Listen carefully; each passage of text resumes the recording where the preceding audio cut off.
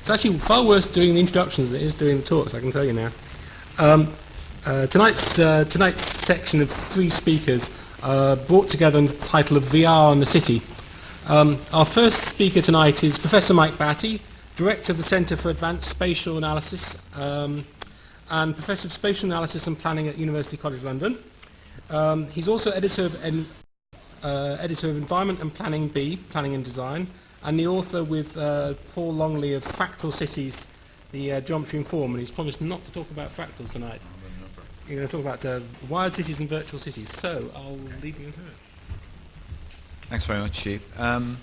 Okay, so you can see from the title that I'm going to talk about wired cities and virtual cities, and what I'm going to do is give you a kind of quick tour through the emergence of urban cyberspace, making an obvious distinction between wired cities and virtual cities in the sense that wired cities are really looking at cities as telecommunication systems. So, for example, smart buildings, smart highways, how the wires are going in, the development of information technology within cities itself, almost the hardware of cities. But perhaps the more interesting aspect, probably spend a little bit more time on this, is the emergence of what we call virtual cities, which are really cities that exist largely within software, almost entirely within software, in different modes. So, for example, the obvious example of a virtual city would be a CAD model that you could actually fly through on the desktop. But there are lots of interesting things happening in terms of the development of VR, for example, with respect to cities that really go beyond that. So I'm going to give you a sort of a quick tour through some of these ideas. So what I'm going to begin with then is really what is wired and what is virtual. I've already really defined that. Wired is the hardware, virtual is the software. Of course, you can't have the software without the hardware in that context, but in a sense we're talking about wired cities as being wired infrastructure in cities, virtual cities being cities that exist inside computers. Virtual reality is a broad term, VR, which in fact ranges from literally users immersing themselves within systems, within computers, traditionally in the context of using headsets to get inside digital models, but increasingly virtual reality is broadening as a definition. You could almost think of it as kind of contemporary or late 20th century computer graphics, and increasingly the idea of accessing virtual objects, virtual systems across the net in some sense is really on the cards. And some of the examples towards the end of the talk will be to do with VR on the net. Okay, so these really are virtual cities. Okay, let me just quickly give you a kind of potted view of what we call cyberspace, because really in some senses all of this is loosely related to cyberspace. The kind of, in the context of virtual cities, the kind of elements of cyberspace clearly relate to networks, the hardware, and nodes, the computers, the clients and the servers, and also the idea of webs, the idea that once you have the hardware and the networks, then things that actually sit on top of all of that, which connect clients to servers and vice versa, across the network remotely, are really referred to as webs. And of course the obvious example of getting access to the internet is through the World Wide Web, but it's by no means the only way we can get access to cyberspace. Graphics CAD in this context, wired cities, or rather virtual cities I should say, really bring the notion of CAD, of some kind of visual realization of the city into this context. The development of cyberspace is quite interesting. That it's coined from William Gibson's, he coined the term in his Neuromancer novel in the early 1980s, about 84 I think, but the growth of cyberspace is quite fascinating. There are three laws that have almost been coined. They're not iron laws by any means, but the three laws which involve cyberspace. First of all, there's Moore's law, which says that the amount of computer memory on a chip doubles every 18 months. Just think back 18 months ago on the kind of PC you could buy. Now that law has held since Gordon Moore, who was one of the scientists in Intel in the 1960s, actually coined it. And of course the existence of cyberspace, the ability of computers to handle vast amounts of information, visual information, clearly depends on that. The second law, really, of cyberspace, of growing cyberspace, is Gilder's law, which is even more dramatic in some sense, which says that the amount of bandwidth is trebling every year. So if you think that the internet is going to clog up, then reflect on Gilder's law. Now, of course, this is not a tried and tested law, although over the last 5 or 10 years it seems to be bearing out. The amount of bandwidth is actually trebling each year. Of course, the amount of use of the internet may be quadrupling or whatever, and therefore one may still have congestion. The third law in all of this is Metcalfe's law, which says that the value of a network grows as the square of the number of its users. And again, that's, I think, increasingly borne out in terms of what's happening in terms of the internet, the growth of electronic commerce, which is very important at the moment. The shift to the net, to cyberspace in terms of ordinary activities such as buying books, banking, things of that sort, is clearly related to the number of users who are connected in this sense.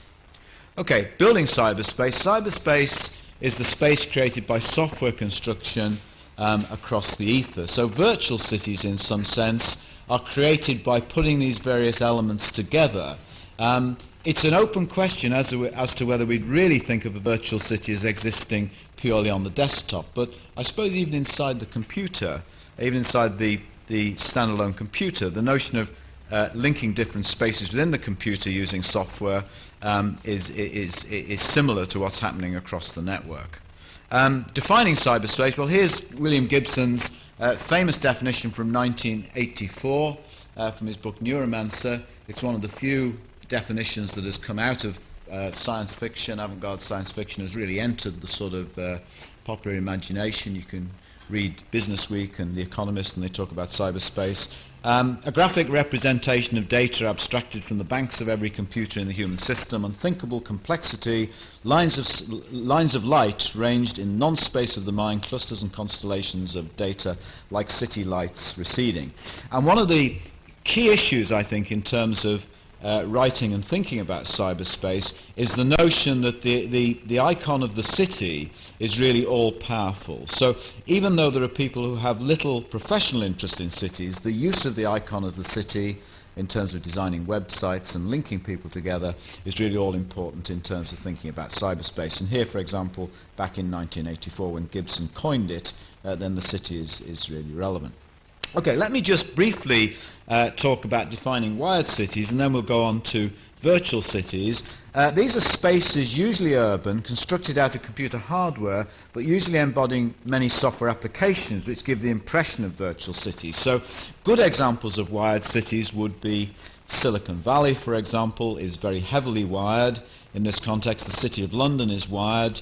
The MSC, which means the Multimedia Super Corridor, which is the area south of Kuala Lumpur in Malaysia, which is being heavily wired by the government there. Singapore is an example of a wired city, and of course, wired cities, it's a matter of degree in some sense.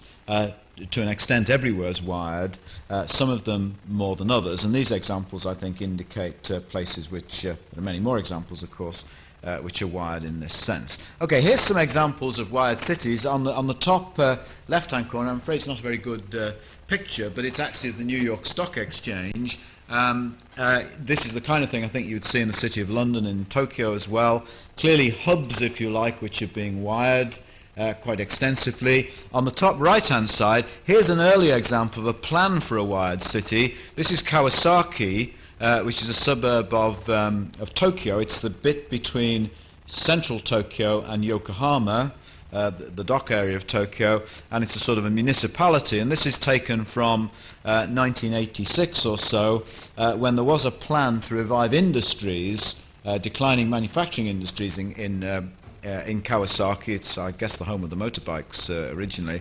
And these, in fact, this is a kind of a high-capacity network that's being put in with various hubs. And this is the kind of plan that you can actually see for the wiring of a city. Down on the left here, again, that's a picture of the area south of Singapore, south of Kuala Lumpur, which is the Multimedia Super Corridor. You can actually see the Petroni Twin Towers in the background there. which is the symbol of Malaysia and Kuala Lumpur, architectural symbol at the moment. And here on the bottom right-hand side, we've got some work that's been done in my group at CASA. This is actually visualizing the density of internet connections. It's done by Martin Dodge, and you can see these are internet connections, and if we were to zoom in on that, it's actually represented in a software package called ArcViewer GIS. Internet connections, hubs if you like, and you can actually see the dominance of London within this picture. I should say that we're really only looking at the southeast here. There are some very dense hubs elsewhere in the UK where some of the internet providers are, but just looking in the London region, thinking of the London region, then clearly the City of London is by far the most heavily wired. That's the financial quarter. Okay, here's a couple of examples of things that really exist between wired cities or real cities and in fact virtual cities. Out there on the net, there are a wide variety of different examples of websites which look like cities. Here's an example from Bristol, and you can see that although it doesn't resemble a city in any kind of real sense or 3D sense, then the actual organisation of the website is such that you would find it mirroring in some sense the organisation of the city. So if you click on these links, you can burrow down into the website and actually pick up various information in this sense. There's an even better one in the next slide. This is Bologna, which is often quoted as an example, and you can see that these icons represent different elements of the city, and if you click on those icons, if you click on shop for example, it'll take you down to a lower level of the website which would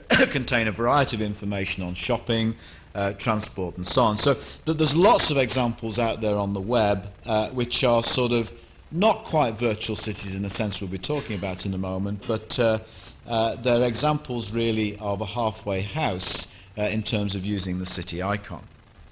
Okay, now let me just continue in terms of defining now virtual cities. Space is usually urban, constructed out of software in which users feel a sense of presence through their abilities to interact with one another and with the software that creates such environments. So one of the key issues in terms of virtual cities is the notion of interacting with one another through the medium of the virtual city, or at least interacting with the city itself in some sense, and therefore this kind of interactive presence, which is really central to VR in some way, is clearly an important definitional quality of these things.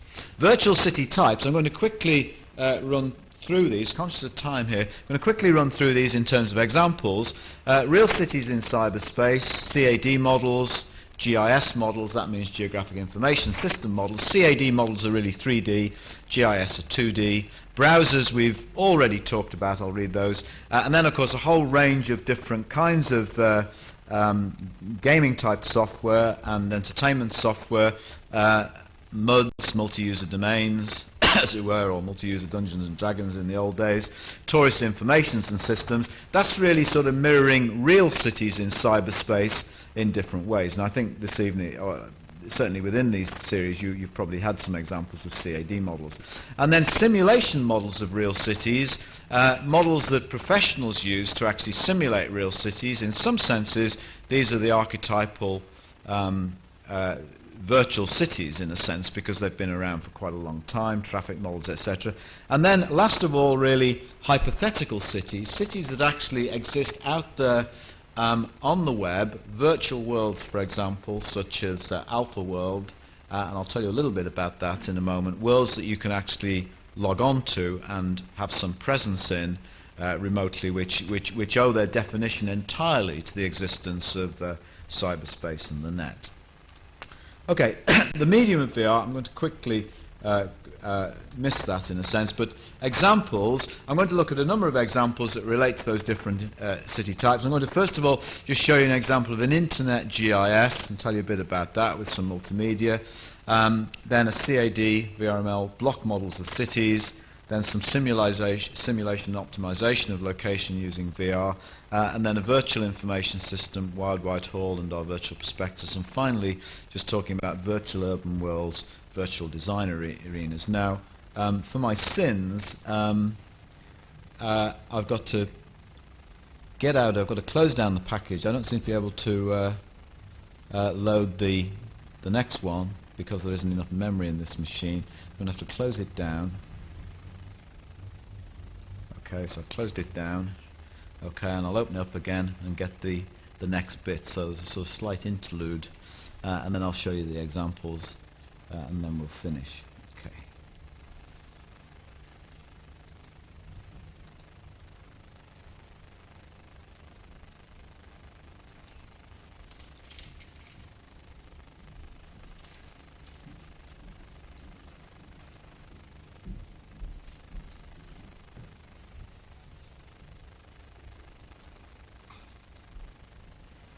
So it's cities 1 that I want here. Okay, there we are. Let's see if this loads up. I'm difficulty loading it before. It's quite a big file. These PowerPoint files are ginormous.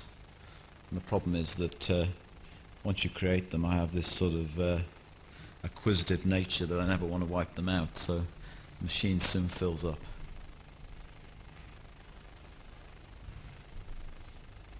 Okay, the first thing I want to show you is something we've been doing in CASA, which is, in a sense, a virtual city. It's an Internet GIS. An Internet GIS is essentially a two-dimensional map, if you like, of the city in some sense. Two-dimensional map of the city, which is available on the net in a sense. So in other words, just as you're probably familiar with CAD software, which is really three-dimensional, the two-dimensional variety of that software, which contains a lot of information, is a lot of information about places and locations and so on, is networked in this context. So traditionally, a lot of this software existed. There we go, Internet GIS. A lot of this software existed on the desktop. Standalone, but increasingly it exists on the net. So here's a kind of, I think this is probably a mock-up of the version we've got, but you can actually see the kind of thing that you would see in an Internet GIS in this context. I'll show you another example in a moment for London, but you've got a map, as it were. You can log on to from a remote site. You have a map on the bottom left, and you have some kind of visualization on the bottom right here, for example, and then some logos, and essentially a lot of the kind of virtual cities that are beginning to appear for professional and also for tourist information systems really link a 3D scene of some sort to a map. So you can actually navigate either within the 3D scene or in fact on the map itself. So you can actually click and walk along the strand on the map, as it were, and as you do so you can move from site to site, and you would have some kind of panorama. This is a kind of digital video, basically, in the bottom right-hand corner. Now, that's a fairly simple example of Internet GIS in this thing. There's a more elaborate one coming up in a moment. This, in fact, is, you can now see it's in this nest. This is a real one that exists on a server up in CASA. This, in fact, is a Java applet, which looks like a GIS. It looks like something that you would see on a desktop, but effectively the GIS sits out on a server, and you can actually query it. You can do analysis, as it were, in this particular context by, you can zoom in and out and so on. You can plot various things, the kind of things you can do in a GIS, but you're doing it remotely over the net. Now, really, this is these things are really designed largely for individuals to actually interact remotely in that sense, but increasingly you're getting a situation where a number of individuals might be logged onto the same site. Okay, let me quickly go on to the next one. Are we doing all right for time? 5 minutes, yeah, that's fine. Here's an example of the same thing. This is a problem in this is a problem we looked at in Riverside, which is the health authority centred on Hammersmith and bits of Kensington and so on. And these simply show the kind of thing that can be done over the net. This is looking at flows of, in fact, district nurses to patients. These particular spots are the locations of the district nurses' bases, and these lines, in fact, represent flows to patients. And if you look at the buttons on the top left-hand corner, then these are the kind of buttons that enable you to actually pan and zoom and so on. And down the side here, you have these various map layers. Now, into all of this, we can actually inject a variety of other media in some sense. Here's an example of the Internet GIS. Again, you can see this time an aerial photograph coverage of London, which is actually displayed in the map browser. And then on the right, you can actually see a 3D model within a VRML model, CAD model, within the Netscape browser. So all of this kind of information can be assembled, and in some sense this is the kind of professional's virtual city, although a good deal of this technology is moving very fast to situations where on the net where individuals can use these sorts of techniques for navigating and finding information as though they're virtual tourists in that sense. Simulation and optimization using VR. The next example we've got is this is a space syntax map of Wolverhampton, and layered on top of it is a block model, a VRML model, and on top of that we have a surface for retail turnover. And this is another example of a professional use of a kind of virtual city context. Essentially in this example, if a user were to drag with the mouse a shopping centre or a piece of building across the surface, then this particular surface, which is retail turnover or spending, would change. Behind this would be a reasonably powerful model which would be delivering, as it were, information about where people live and where they shop on the basis of the user dragging and pointing to different areas and increasing the capacity of shopping, as it were. So you could take the centre of the town and drag it to the edge, and it would then change the surface, and it would indicate how competitively appropriate it would be for locations in these different examples. Okay, virtual information systems, Wired Whitehall and the virtual prospectus. Now, here's an example of, again, a virtual reality interface to geographic information. If you go to the UCL website, then somewhere 1 or 2 levels down, or if you go to our website and CASA website, then you'll get something which is a virtual prospectus, which there are many of these things out there now. It's done about 18 months ago, which is essentially pulling a lot of this multimedia and Internet GIS into a context which can be used for person learning information about a particular city. So you can actually see it's sort of got this thing saying this is the quad here in UCL, and walking around the quad you'll be following in the footsteps of Francis Crick, Mahatma Gandhi, Alexander Fleming, and so on. Okay, here's some more examples of virtual cities in this particular context. Here we have a sort of photographic rendition in the Surrey Docks, and this really is a desktop example at the moment, but could be put on the net. Here's a bouncing ball that so you have a photographic scene with a kind of object within it which can be manipulated. Andy Smith, who's done a lot of this, is particularly interested in introducing simple objects into scenes that the user or the designer can control, and having the scene to be as realistic as possible. And that is based on, rather than CAD, on some kind of digital photographic representation. So this is an example, the bouncing ball. Okay, my last set of examples really relate to virtual worlds.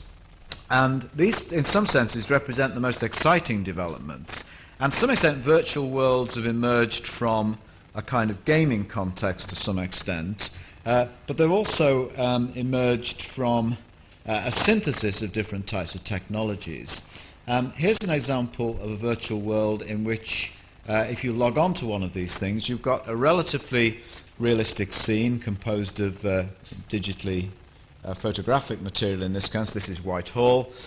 You appear as an avatar in the scene, and here we've got a telephone box, and what we're interested in are problems. Most of our problems are professionally or design based in a sense. We're interested in setting up a context where people can log on to a virtual world, appear as avatars, talk to one another through the various chat box. You can see the sort of chat box at the bottom, talk to one another, and also at the same time engage in some kind of purposeful activity for example, design. In this particular illustration, the idea being that we would want to position the telephone box in an appropriate position. It may not seem to be a particularly it may seem to be a particularly trivial problem, but in Whitehall it's probably quite an important problem in that sense. So, in other words, imagine the avatars of designers talking to each other remotely across the net and working on a particular design problem of this kind. Here's an example, a little bit more elaborate in a sense, of 3 avatars within the scene.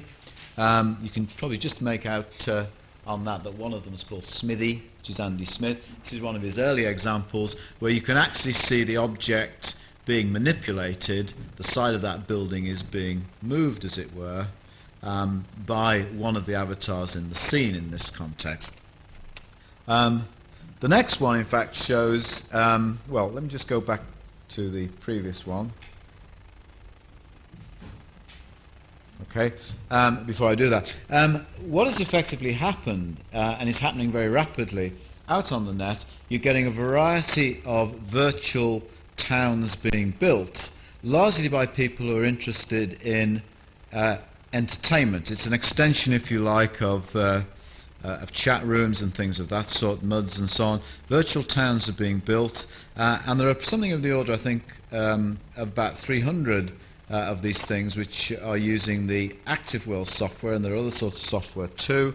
And 300 of these, the largest of which is a place called Alphaville. Now, you have to log on. You can log on as a visitor and appear as an avatar and walk around, but unless you pay your subscription to the virtual city, then your membership, as it were, which is about $6 or $7 a month, then you don't ever get privileges to actually own land or to actually manipulate and to actually design in that sense.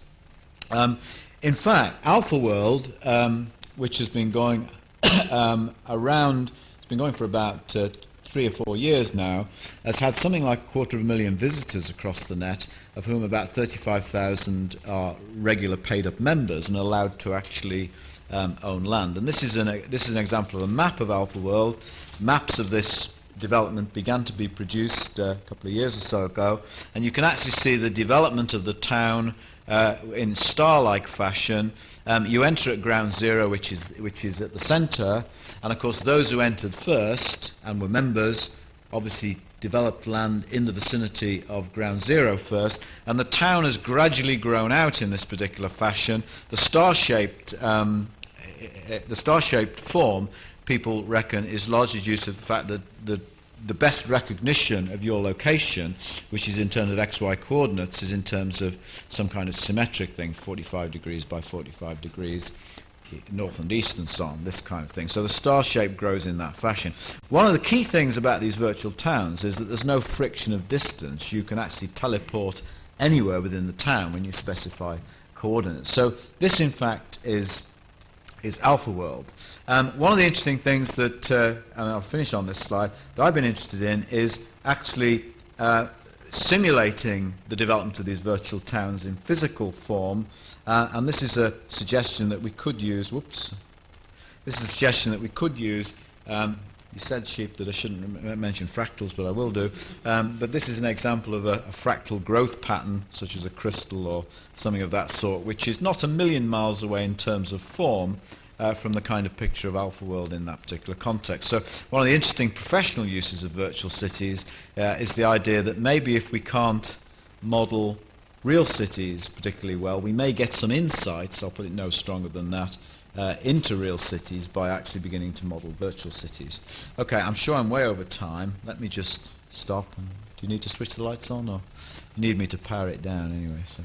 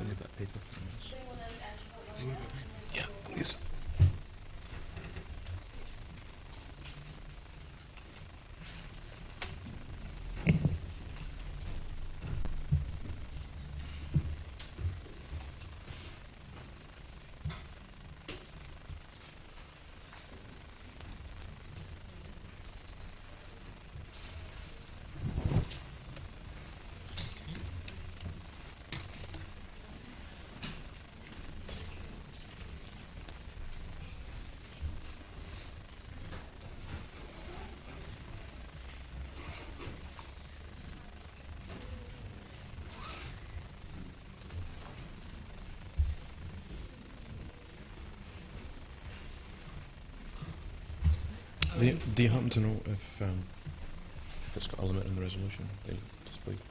Sort of 1,000 by something. Is that when problems coming out? Yeah. I'll reduce the size. Right. I did actually quite like the idea of city as kind of entertainment as a rival to television.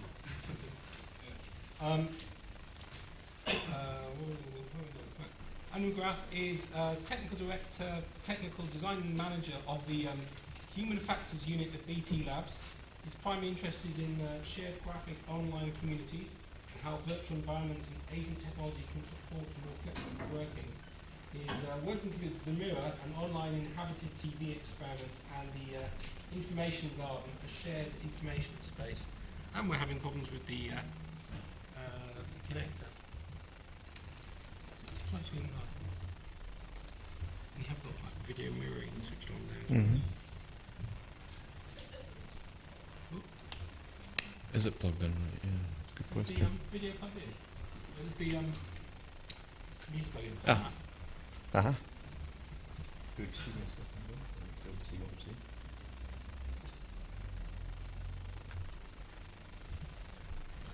Okay.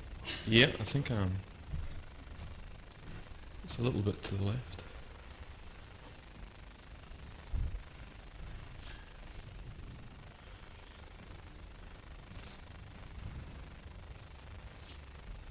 Okay, that's me. Got to get me a glass of water.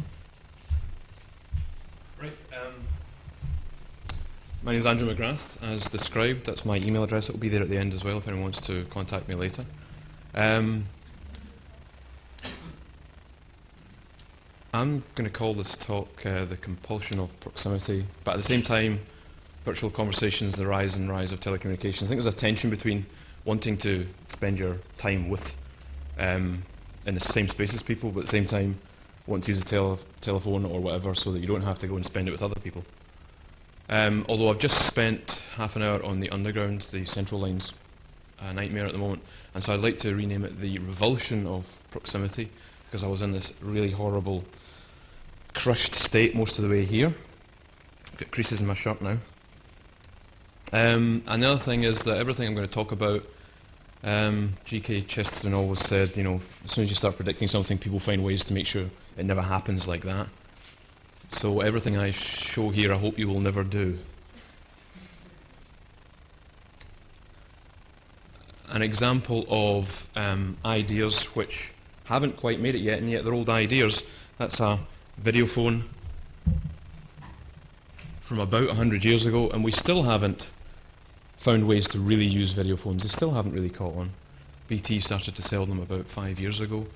Okay, we use video conferencing quite a lot for big business, but we don't really sell very many domestic ones because basically no one can find a real use for them. They just don't fit into people's lifestyles. And that's, people have been thinking they want that for an awful long time. This is where I work. BT Labs is a virtual version of it. There's about 4,000 people there. It's at Ipswich. And a lot of people want to know why BT is interested in virtual reality. And this is the rough description of my talk. BT and VR. I'm going to look into the futures of telecommunication, a little bit about how technologies affect our surroundings, both virtual and real, a little bit about online communities, something on augmented reality, and then I am going to have a slide with no conclusions whatsoever. Okay, this is me virtually, just to show. I used to. That's pretty good. I'm shy, obviously.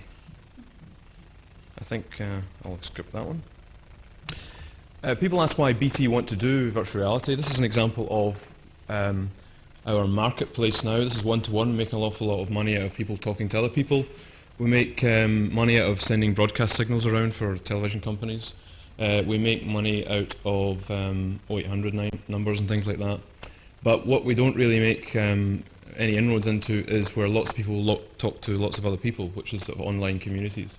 So in this example here, we create a connection and people generate their own content by saying interesting things. We have never cut connections on telephones because people are being boring. So the content, as far as we're concerned, is up to them.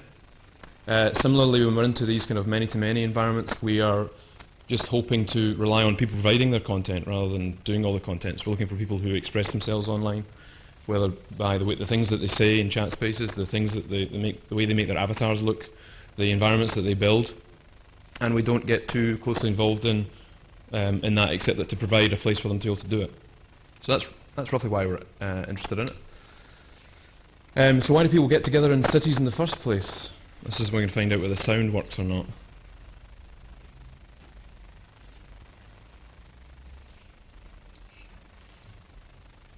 Nope.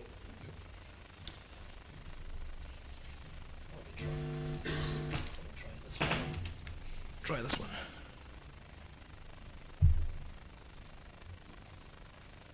Nope.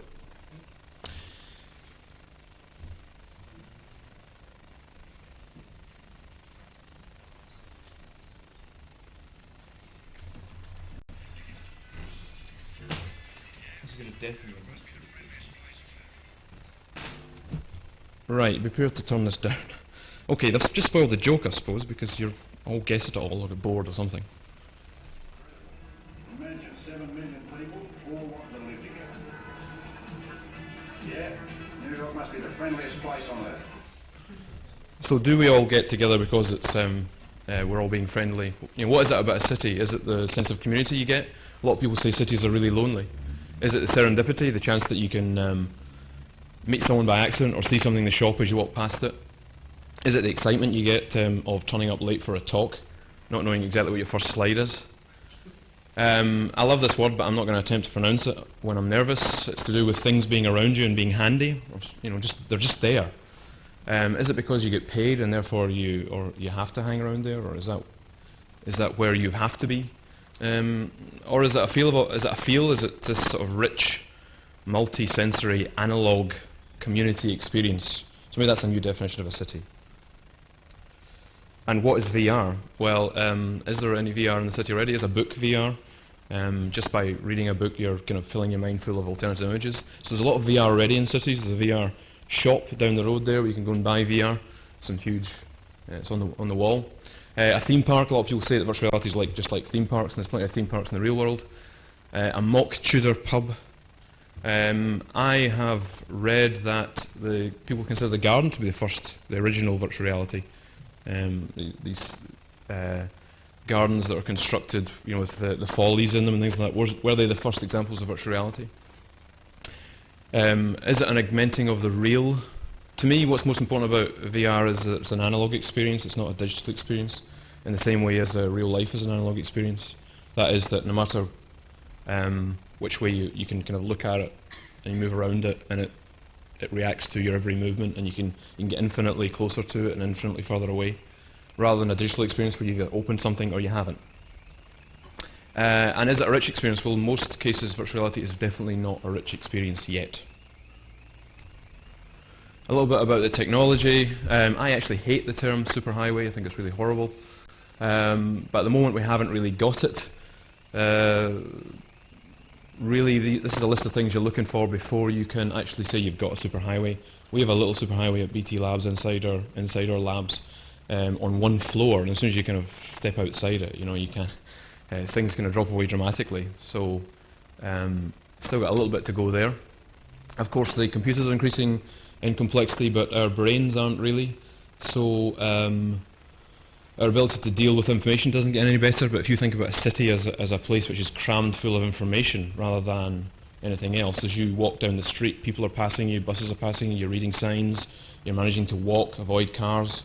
It's actually an incredibly rich information space, and so a lot of people are interested in VR because it lets you present information in a way which you can maybe deal with in the way that you can with real life. You know, most people don't end up cowering the corner of London saying, I just can't handle this anymore, a bus went by and I just can't handle it anymore, although some people do. But so if you look at some of the problems that people are having with too many email, information overload, they have too much information they have to look at. We're trying to find ways of using virtual reality to actually peripheralize the information so that we can deal with it in a way the way we deal with it in real life. I won't do this because it's been done already. number of words increasing dramatically. It's information which becomes more important rather maybe than your physical location, shipping information around. I mentioned the cost of being paid in a city. I mean, example here is, for instance, BT employs software programmers in India because a lot of we can actually ask them to do the work, and the wages out there are much lower. So, and also they can do it at night when everyone else is asleep in Britain. So you can actually have 24-hour working. So there's all sorts of reasons why cities you might come together for a city, but as soon as this wired world's arrived, maybe that city won't be so attractive anymore because the work won't be there. The work will be wherever you want it to be.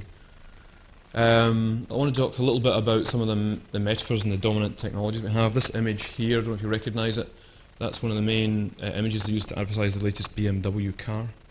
They're actually saying it's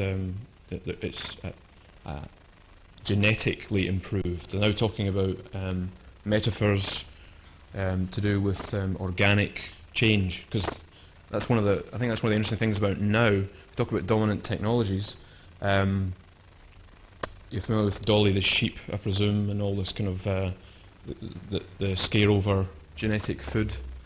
One of the dominant technologies which is affecting everyone mentally is this kind of tinkering with nature. And in actual fact, it's starting to appear in things like the adverts, Laguna adverts as well. They talk about it's a bred car, a car that's been bred.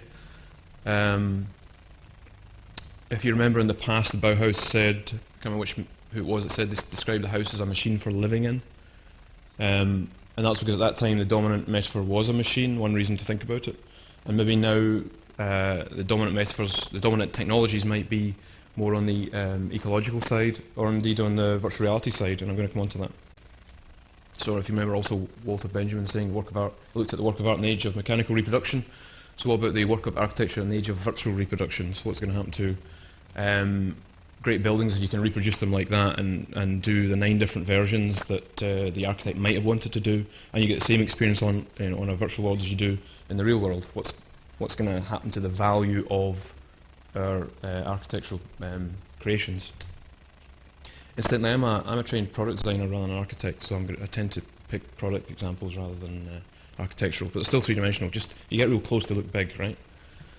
You're familiar with Raymond Loewy, who designed an American product designed an awful lot of the streamlined products of the 30s. The dominant technology at that time was the kind of aircraft technologies. So you get trains streamlined to make them look like aircraft.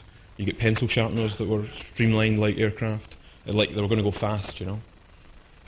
So I'm just pointing out that some of the dominant technologies affect the way that you view the world. So here's an example of a garden. It's called the Splice Garden by Martha Schwartz, and it's at the top of a building. The building is a gene splicing institute where they take genes and they splice them together and they make bizarre ecological things, not quite, strange things that you might not want to eat. And so she designed a garden for it, and this side is like a Zen garden, this side's a sort of European garden, and yet none of this is real. This is all astroturf, and there's actually some sticking out of the wall at the side, not even growing vertically. And I'm surprised the people allowed it to be built on top of their building, because it's actually a kind of warning about what happens when you splice things that maybe shouldn't go together. At the same time, it's very geometric as well, and I think that maybe we're starting to see the fact that if you look at virtual reality, a lot of it's very, very geometric shapes because of the way you actually build virtual environments, the polygonal aspects of it, the fact that things draw quicker if they're square. Therefore, I think you're starting to see environments which maybe real environments which look like virtual environments. Familiar with the Teletubbies garden, which always strikes me as being a slightly creepy, genetically modified garden. The bumps just look a little bit too smooth, and the plants look a bit too, it looks as though somebody's been in there tampering with the genes there. So I'm a bit dubious about it, but I think these are the images we're starting to get appearing in our minds. Incidentally, we also have at BT Labs this thing called the Information Garden, where we're actually looking at ecological metaphors to help people to manage their information resources. So, for instance, if you think this is like bookmarks on your web browser. So you have blue ones which are telling you that nothing has changed on that web page since the last time you looked, so why go there again? The red ones are saying it has changed, so you're out of date, maybe you should go and check it. The black ones are web pages that have gone, actually subsequently disappeared. And of course, if you use the ecological method, then people start to cut and prune their gardens, and they start to grow searches by, joining two plants together to actually generate searches. So there's an example of how something like strong technology like the biochemical industry might actually affect the interfaces we use, and even the architectural spaces we're in. This is from, I think, last month's blueprint. It's a room where it's a building where the rooms are separated by sort of really fine muslin, and so when you're in one room, you can see into the next room, and you can see people there, and you could hear them, but you couldn't see people in the next room, and yet people in the middle can see people in either room, and that's actually rather what it's like in a virtual environment, where usually because of the processing power, you can only see 7 people around you, but one person standing there, maybe it sees a different 7 people, so you start to get it's kind of layered spaces rather than analog spaces where it gradually fades away. So as an example, I'm not sure what I'm saying here. I'm just kind of putting examples up for you to sort of think about. Don't know if you know about the homunculus, which is what would you look like if your body was the shape, the way your brain got feeling. So for instance, your lips would be huge because you've got lots of sensors in your lips. Your fingertips and hands would be huge. The back of your legs would be very small because you've got very few. In terms of senses, your legs are very unimportant. So, online, what will you really? What do you look like? Do you need legs online? Do you need chairs online? One of my colleagues gets very upset if he sees a chair in a virtual environment because no one sits down in a virtual environment. So why should they ever need chairs? So what will people look like? Is it just a big head, a little body? And in which case will that start to affect the fashions in the street? Will people with really big heads and small bodies become the kind of fashion icons of the future? I'm hoping they'll look a bit like me. Or none at all. But we remove our legs in the hope that we will be fashionable. I don't know. So who knows? I mean, that's just something else to think about. I want to briefly go through the Mirror, which you might be familiar with, I don't know. It's a virtual community that I was involved in. It was 2 years ago now. And what it was is that we had a series of 6 virtual worlds which ran alongside BBC2's The Net programme. And people were invited to participate in that environment and be a community based around the television programme. And we had lots of different worlds, and people were, so this is a space where people were caging people and trapping people and putting practical jokes on people like they do in real life. We had debates, and I'm glad to say that we had lots of hecklers, lots of people in the debates shouting abuse at people up on stage, people jumping up on stage and then leaping off again, and of course in the virtual environment you've got there are no bouncers, we didn't have any bouncers, we couldn't actually physically grapple people off the stage. And in fact, even when they were heckling, they didn't realise that most people couldn't hear them because it's more difficult to shout in a virtual environment than it is in the real environment. And in fact, we gave out awards for the best hecklers because they were really good and they didn't actually disturb people too much. And then we tried to put in things where the sort of things you get pleasure from, but which are very difficult to do online. So this was just to be able to do things together without having to think too much, which is the bouncy castle, which was the more people got on the bouncy castle, the higher it went. So people were trying to encourage other people to get on the bouncy castle so it would go higher. And there wasn't much to it. You got on the bouncy castle and your screen kind of went up and down. But it was quite pleasant, really. Quite a nice experience. People have said that those pointy legs would blow up. You see there are people with pointy legs. And, they would obviously puncture the bouncy castle, as a child pointed out to me at one point. So they're quite right. And we had spaces where people were allowed to remember things, and there's loads of remembering going on. People were posting all sorts of memories. So people were reminiscing online in here. Remember the time there used to be that there, or... and people were posing for photographs, could you take a picture of me? So what you did is people would kind of congregate, and then they would say cheese or a low posterity, and then they'd get someone to position in front of them and do a screenshot and then post it to them. So this is just like, you know, your tourists in front of famous buildings and people taking pictures of them. Maybe don't look quite like that though. And there's all sorts of other interesting interactions going on. Apparently not as good as the real thing, but I'm not sure. And we had a newspaper to keep it together. And I think one of the things we discovered at the shared virtual environments are rather like cities. You can't make people do certain things. You expect them to behave in a certain way, and they just, you know, they don't sit in the park bench. They stand on top of it and play an instrument or something. You know, you may build a space, but people do things which you're not expecting in it. We also, you know, the fact that no one knows who you are makes you behave in a slightly risque or bizarre manner. You start to say things you maybe wouldn't say. You start to pretend to be someone you aren't really. Because you can't really get drunk online, but you can. If somebody doesn't know who you are, then you start to exhibit all the behaviours of being kind of had a few beers and you don't care what people think, you know. So maybe because of virtual reality, people will start to say, "Oh, I wonder who I want to be today." Never mind where do you want to go today, like Microsoft say, but who do you want to be today? So you put on your different outfit and you go out the front door, and today I'm a totally different person. I was using a lathe a long time ago when I was at Glasgow School of Art.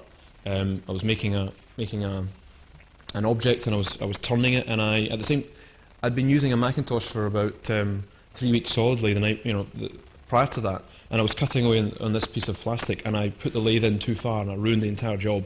And in my head, I heard my brain go, "Edit, undo," and that's honest. And the thing is, so if you're more people that go online, maybe they'll start to bring those behaviours into the real environment. So some scary things are going to happen, I think. I was trying to think about architects. One of the similarities I think between virtual environments and the way that architects or planners do things is that in real spaces people do things you don't expect, and they do things, and it's really quite nice when they do something with your thing which you weren't really okay. Yep. Anyway, you know about that. So I'm going to say, maybe buildings are like 3D. Maybe people start to think of buildings as 3D software environments rather than actually buildings. So maybe people want to customize them, so they want their own air conditioning. I've seen that in an American example. They had your own air conditioner built into your desk.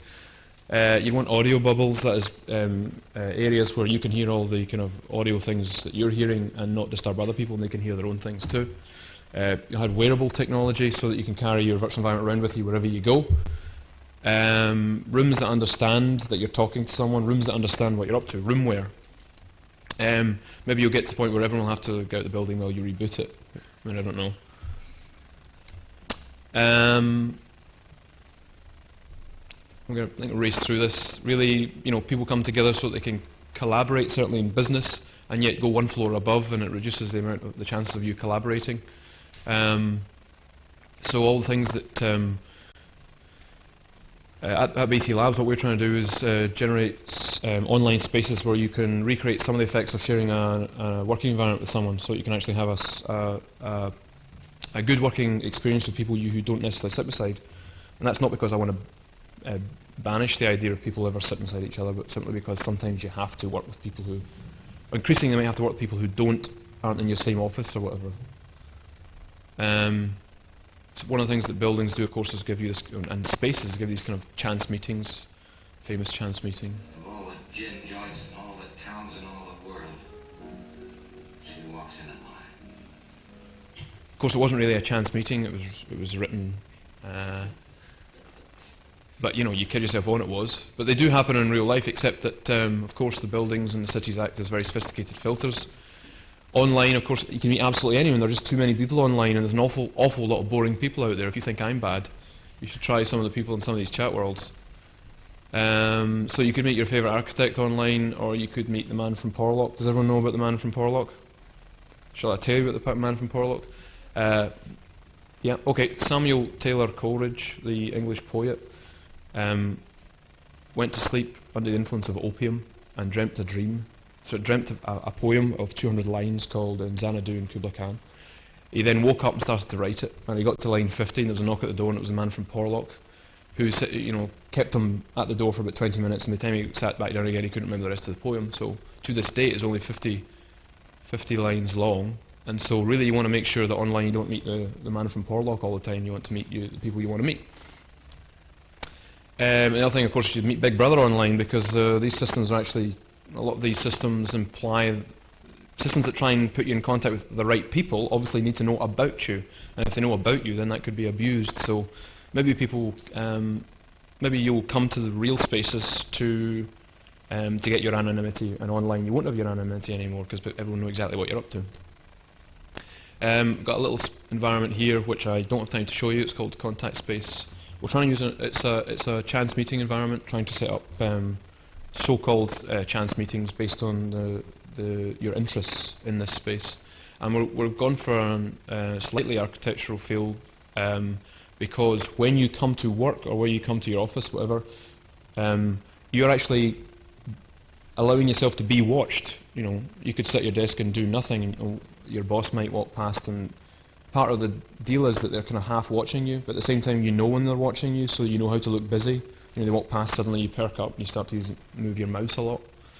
Incidentally, I think the motor-driven mouse has got a future in terms of, you know, making you look as though you're busy when you're asleep.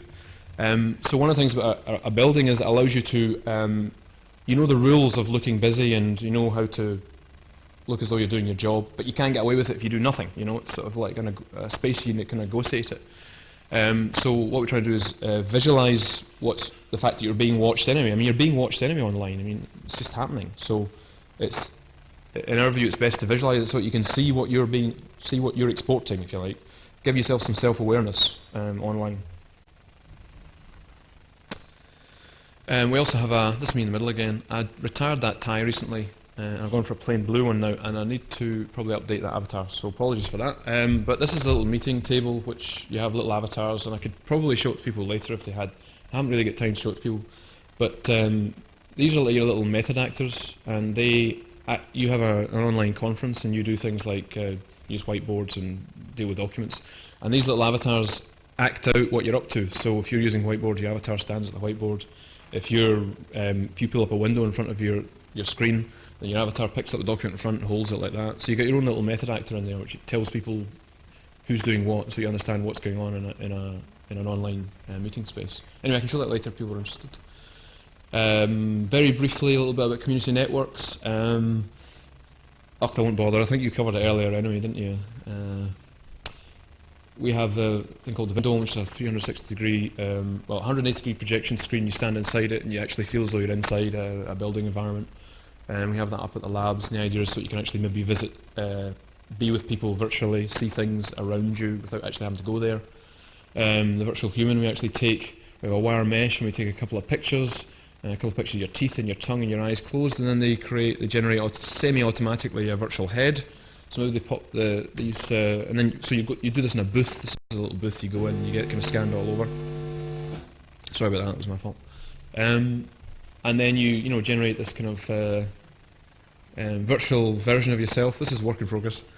And so maybe when you go into shops in the future, it won't be shop assistants. It'll be kind of intelligent creatures that will kind of do that to you.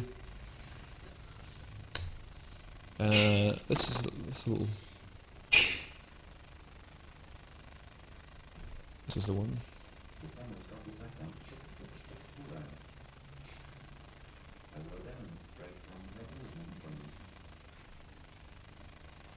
It's obviously some kind of aerobic class you'll be at there. This is wearable technology. Maybe you're going to start to wear things which are going to layer things onto the city you're in. So, you wear something in your head and you have a screen which you can both see through and also lays information in front of you. It's a colleague of mine at BT. This is a chap at MIT who carries this little camera everywhere he goes, and he has this little wire goes into his pocket, and he types when he's talking to you in his pocket. I think there's something not quite right about that. And he records, he records images of people he meets, and then he can record them back. He can recall them again later on. So you can have this sort of information at your fingertips or in your pocket. So maybe you can actually kind of trying to show here how you can see through a real space and actually layer information on top of it, like sort of augmented reality. Here's another example where this here doesn't really exist. So if you walk down the street, you'd see your adverts on the buses, or you might even see people aren't really there. Old friends aren't really there.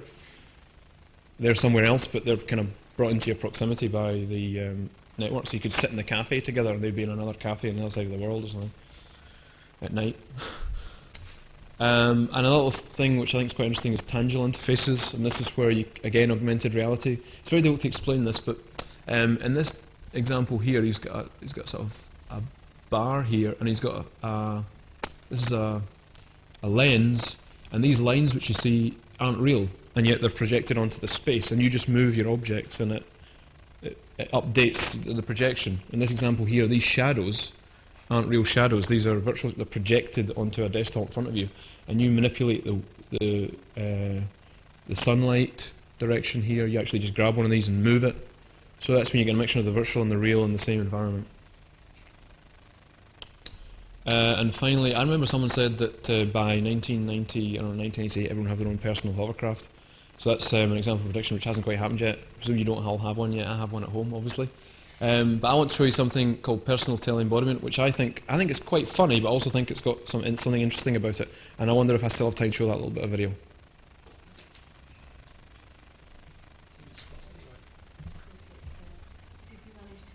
Find the right bit. Yeah.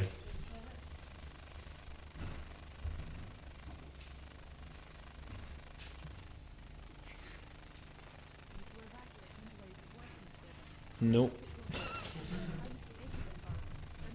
No. Oh, it might be. Could you just pass forward slightly?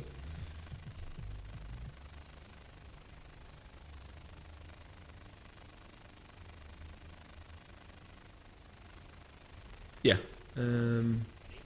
Okay. UC Berkeley. Hello. Current internet applications fail to interface to the real physical world in which we live, work, and play. This video illustrates the development of simple, inexpensive, internet-controlled, untethered tele-robots, or props, which stands for Personal Roving Presence. These props provide the sensation of tele-embodiment in a remote real space. Props support at least video and two-way audio, as well as mobility through the remote space they inhabit. The physical tele-robot serves both as an extension of its operator and as a visible, mobile entity with which others can interact. Props enable their users to perform a wide gamut of human activities in the remote space, such as exploring, conversing with people, hanging out, wandering around, pointing, examining objects, reading, and making simple gestures. The goal is to identify and distill a small yet sufficient number of traits that are vital to human communication and interaction, and to physically implement them on props. But why tell you all about it when I can just show you?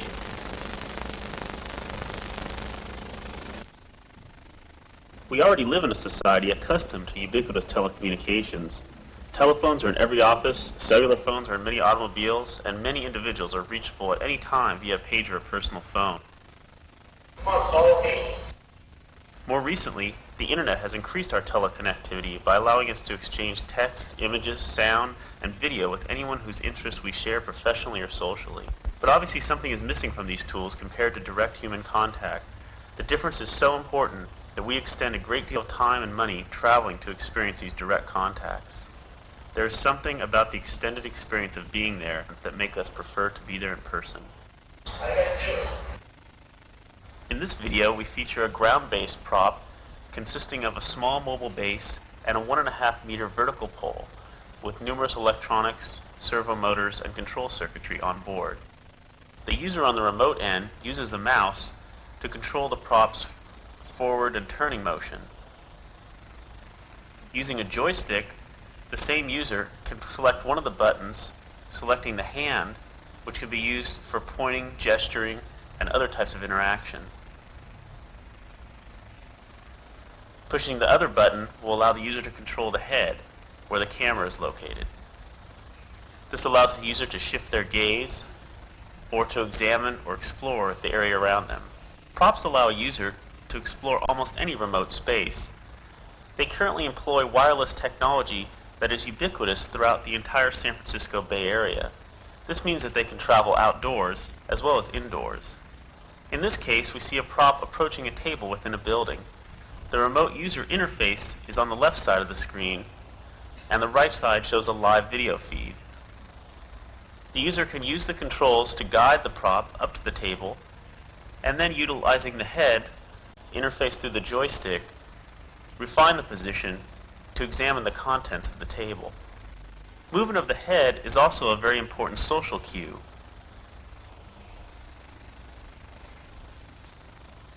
When moved, the change in direction of gaze engages others into conversation.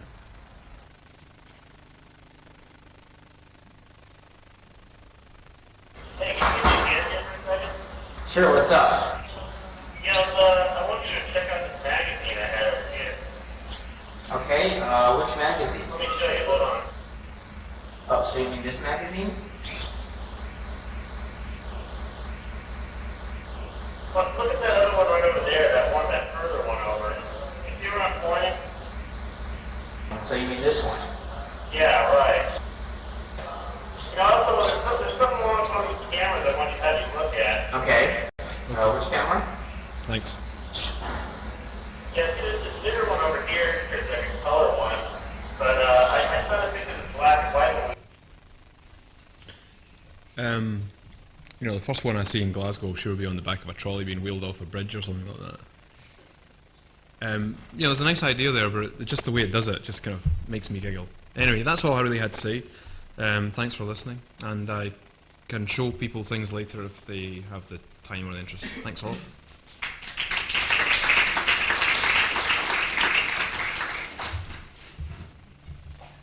Great. Oh, I was making lots of notes during that. While we line up our last and final speaker, Dr. Vassilis Bourdakis is a senior lecturer in the University of Thessaly, Greece, and for the last 5 years has been a researcher on the application of VR in conservation and urban planning. I think I found it. Yeah.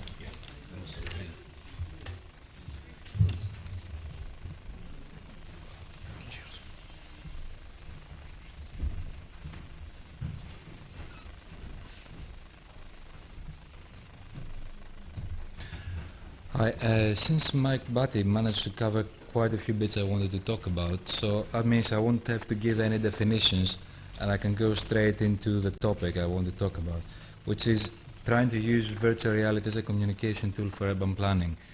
I'll start with a bit of background information about what we have been doing in Bath. Originally back in '92, I got funding from Sainsbury's to do a 3D model of the whole city of Bath. Don't ask why from Sainsbury's, it's another story. But anyway, so we started with a 3D model which was done by my colleague there, Joe Robson, and then at some point I joined in and we're trying to think different ways of using the model. The model was originally done to be used for photomontages and seeing how the city develops in order to support planning applications for new proposals in the city of Bath. If you don't know, City of Bath is full of listed buildings, and basically it's quite difficult to do anything new, and you have to adhere to fairly strict regulations and go through different stages for planning application. So that was the original idea. Now, the 3D model of Bath was a first step. Then BT came along in '95, and they gave us a brief to do a simple blocky model of the city centre of London, an area covering 500 meters by 1 kilometre around the West End, basically the whole West End. That was to be used for signal propagation tests.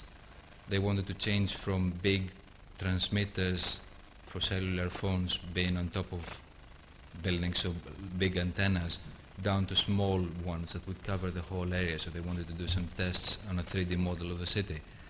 We did that, and after that we thought, well, we can try and use that as a digital map where we map information about the city and we have a front end to that to navigate in the city and then link to various informations within the city.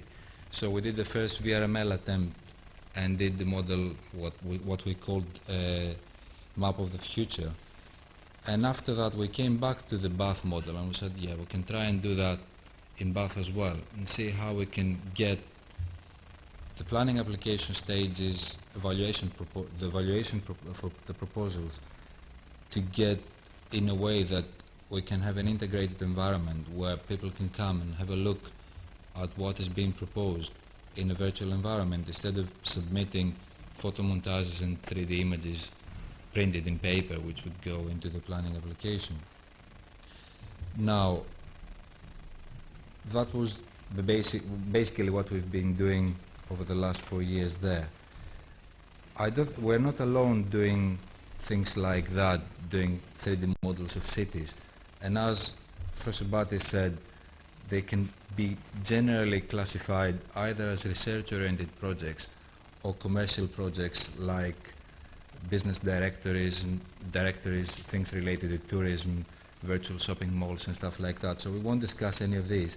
Around the world there's been some work done in UCLA by the urban simulation team, Department of Architecture and Urban Planning, which is called Virtual LA, and they're trying to create a 3D map, a virtual reality model of the whole LA basin, which is something quite big. I don't know exactly size, but it's humongous. We're talking about terabytes of information all linked together. And in a smaller scale, again slightly commercial, but it is research oriented. It's Art and Com in Germany doing some work on the master plan of Berlin, because Berlin is being rebuilt quite heavily now. So they're doing some work on digital maps of the whole area. So what I'm going to be talking is discussing the suitability of VR as a communication tool for urban planning. Now, the main problem in urban planning, well, one of the main problems in urban planning is communications. Communication between the different groups that take part in the whole process, which is basically for the planners working for the planning authority, the designers, architects working for the client themselves, and the public. Now, the main problems are in the communication between the planning authorities and the architects, and then the public and the clients and the architects. So architects seems to be always in the middle. The main argument we have is that by using better ways of presenting information at the various groups involved in the whole planning application stages, it means that we do facilitate better understanding of what's going on, and hopefully then the result is going to be slightly better. Now, employing VR at an urban scale, we are mainly talking about desktop VR. We're not really into immersive systems. I'm going to explain slightly later why not. But we've been currently researching on the issues of structuring and layering vast amounts of data about the city, visualizing and querying information, and navigation metaphors, which is a very important issue when you're navigating a virtual city. Now, looking at the media available for the communication of the design proposals within the urban planning, we have the simple one, which is usually two-dimensional and three-dimensional drawings, which is basically printed documents, printed drawings going into a meeting where people are meant to read them, understand what they are about, and agree or disagree. And that's the one which is least complicated to produce by the designer, but you have the less chances of actually people who are not familiar, who are not engineers, understanding what you're talking about. If you go into multimedia presentations with bits of video and animations and 3D renderings and stuff like that, then you stand more chances of people understanding what the whole proposal is about. But again, you have the problem that most cases architects decide on the best views of the building, so they do photomontages or animations that show all the good qualities of the buildings and ignore all the problems. And then, since it's not an interactive way of presenting information, you cannot go back and say, I want to look at the backside and see what's happening there. And that's a bit more complicated to produce by the designer, but it yields better results later on.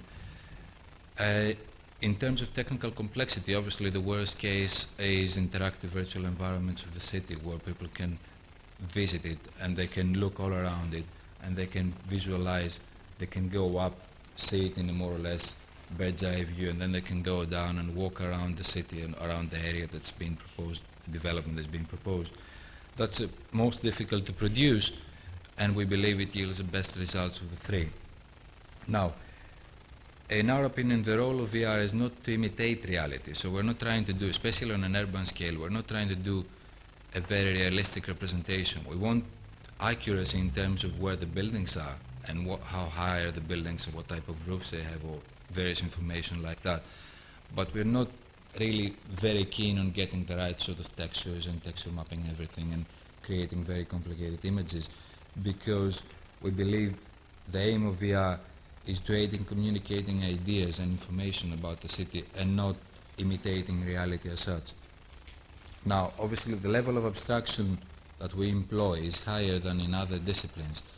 For example, if there is some research being going on, I think in Salford, with medical applications where they have endoscopy and they have VR test bed where they have a virtual knee, which is a piece of rubber with a piece of cloth over it, and you have a metal stick in it, and by manipulating that you have a monitor and you can actually simulate the process of doing an endoscopy on a knee. Obviously the quality of the rendering there must be much higher because there's a much smaller area that you're examining, and you need to go further deep in detail in order to be able to recognize where exactly you are and what you're doing. In our case, we can stick to lower quality models and try to get the information we want through. Now, the advantages of virtual reality based tools for the evaluation of planning application proposals is that, first of all, as I said, you have the freedom to move all around the model and you can examine it very carefully, and you choose which part of the model you see when. It's not being dictated by the designer. You're very free, you're completely free to move everywhere. It's easy to visualize alternative schemes, so the architect or the designer may have 3 or 4 different schemes. They can visualize them very easily, and by a click of a button you can see, you can be in one part of the city and you can see 3 or 4 different alternatives, which is quite difficult to do in a paper-based scheme. You can have 2 or 3 videos showing different parts, but you cannot just switch in a flick of a second to see the different one. And also the final one is that VR tools enable more substantial public participation, which can be good, can be bad. That's to be judged. Now, the risks in adopting VR for urban planning, first of all, is that there is a big question about who has the final control and what's the relative importance of the opinions voiced throughout the planning application stage. Because it used to be the engineers and all the knowledgeable people would have the main opinion, and then the others would come as part of a presentation, come in, have a look, and then voice their opinion, which I don't know to what extent it was really considered later on. In certain cases it was, but now everybody has the same tools and they can examine the same bits of information, which makes more sense to everybody. So that could be a problem in terms of public having a stronger opinion about what's going on. We may want it, may not. That's to be judged. And what do the professionals say about that? There is a fear that the designers are going to feel that they're going to be, their value and their role is going to be degraded to simply somebody who is using the tool to create something and hasn't got any creativity in themselves to certain extents. So that's again something to be considered. Now, collaborative virtual environments in that respect are pretty difficult to implement in order to do all these evaluations, because you need to have many people visiting the place but being able to communicate one-to-one, and that can be quite difficult unless the right software is being written and the whole setup is done on a very well set up space, in which case it's probably going to cost an awful lot of money that the local authorities cannot afford at this time. So that's something that is going to be developed soon. And then immersive virtual environments is another issue, because you cannot really have a meeting where 10 people are going to be going around in headsets, looking at places, bumping at each other, trying to figure out what they are, and then at the same time have to do gestural communication and talk to each other so they can decide what they want to do with that. So these are the main problems I'm looking at it at the moment. Basically, that's what I'm going to be. I think I'll stop here and I'll show a bit of video of the model of Bath and what we've been doing with it. And if we have some time, I can share some things about the map of the future. Right, that's an area, that's a whole city of Bath. We've only modeled in 3D an area which covers 1.5 by 2 kilometers, which is the city center. Now we'll zoom into that. What you see there is a 3D model. At the far back behind there is an actual map of the whole city, of the land, the fields around it. Now that's Abbey on your left, the river, the Pulteney Bridge on the right. On top of the river you can see it as a block now. Once we go closer it's going to appear as a proper model of the city. Everything's been layered in 3 different levels of detail at least, so you have a very blocky representation when an urban block is very far away, and as you go closer you get buildings modeled individually and information mapped into them, so you can have the address of the building, you can click on it and get some information about it. And you use the mouse to navigate. That's all done in VRML with a bit of scripting on top.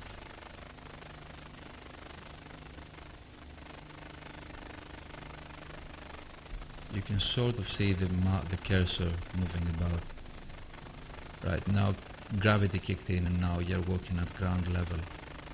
As you go closer you're going to see that shop fronts and a bank of buildings there on your front, yeah, just switched on. So you keep a constant rate of information coming, so as you go closer to things more detail appears and it makes it easier to understand where you are exactly. Now we can jump to another view. You see on the control panel on the right hand side corner there are various tools. Some of them are going to be used now. Basically there I have 3 alternatives for this building, so I can switch between the 3. And also I have a scroll bar, a yellow scroll bar there, which can play with the height of the building in that respect, because that's one thing that planners are quite keen on. There are cases where buildings are being proposed, and if you could very easily change the height a bit, you could probably get an approval on the grounds that you're going to change something on there. But otherwise you have to go through another step of submitting and evaluating. Now you see the steps appeared.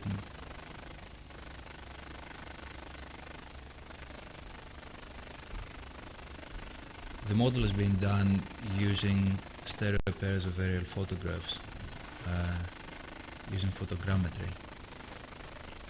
It's accurate down to 30-40 centimeters. Now we jump on the bus and we're going to go for a small tour of the place.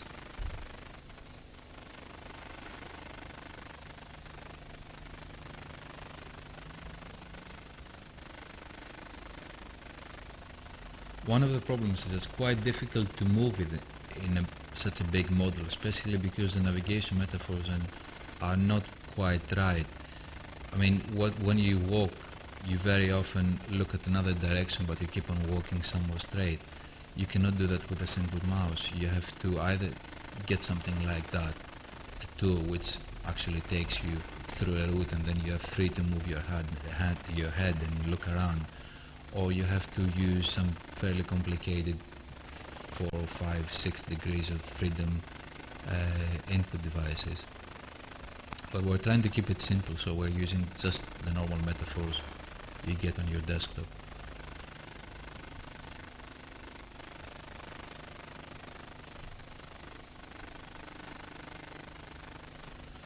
Right, slows down whenever it loads another chunk of the model because it's organized, it's web-based, so you get big loader file which has all the low level of detail representations for each urban block, and all the other representations are on different files which are loaded on demand. So over the net that can be a bit Well, a bit slow.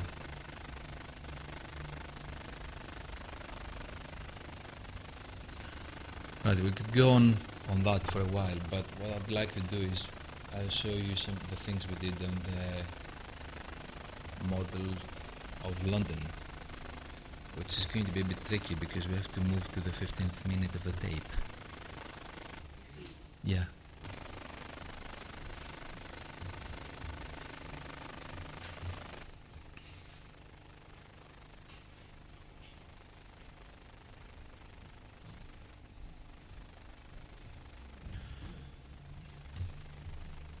Both models are online, so if you want, you could always have a look at them. You do need a fairly fast machine with loads of memory. That's the only thing.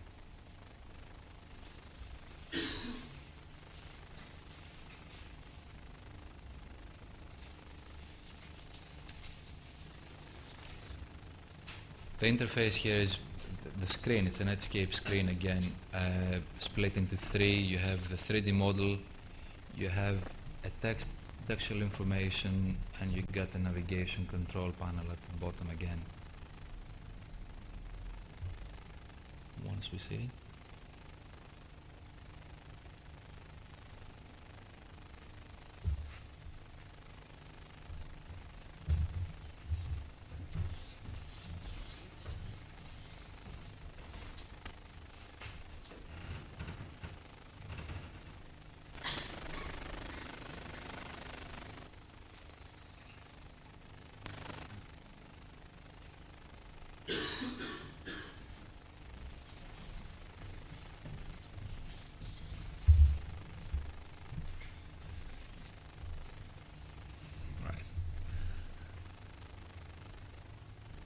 Yeah, that's it.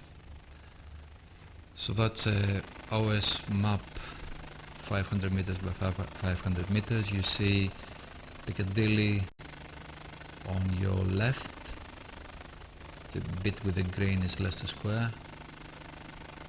Now we're close to Regent Street, going in. On the control, just on top of the joystick there, you see various icons which switch on and off different landmarks, different flag posts rather. So you can switch on information about cinemas, pubs, theatres, banks. That was done back in '95 and I couldn't find that many information in HTML to link to.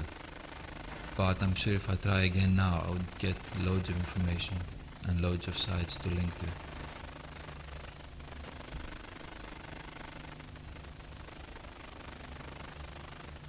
So that's Piccadilly.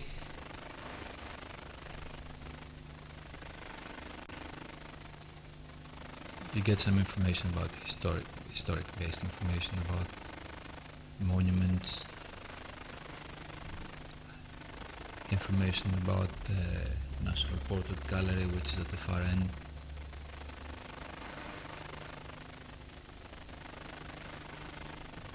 And always you get building your cursor is pointing to. Now, one interesting thing is that you can always go underground and have a, I don't know, warmth view of the city. So you can see how the whole thing is structured. Again, as you go closer, urban blocks are refined into different buildings, so you can see how these change. And hopefully at some point we could map the various services running underground our cities in an environment like that.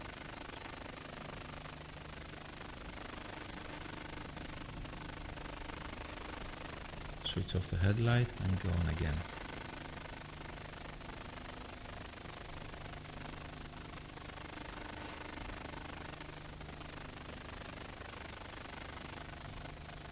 Nothing is. Yeah, one for our sponsors. Yeah.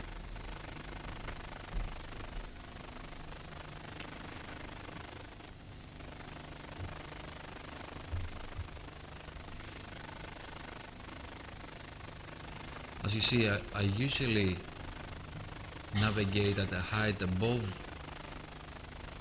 buildings, because that gives you a better idea of where you are. If you start walking down at street level, because you haven't got enough detail on this model, you can get extremely easily confused and you don't know where you are. So you end up sort of floating and flying above.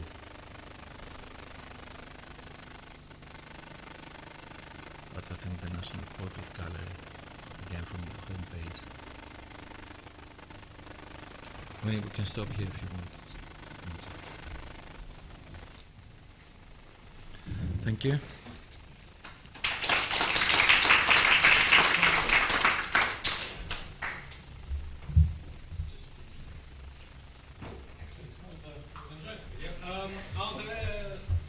We've come to an end, but are there any questions people would like to ask? I think we've got one or two. How big is the model? How big is virtual back? What Well, how many megabytes? the bare metal bit, which online is 1.7 meg compressed. And it's actually, as you're walking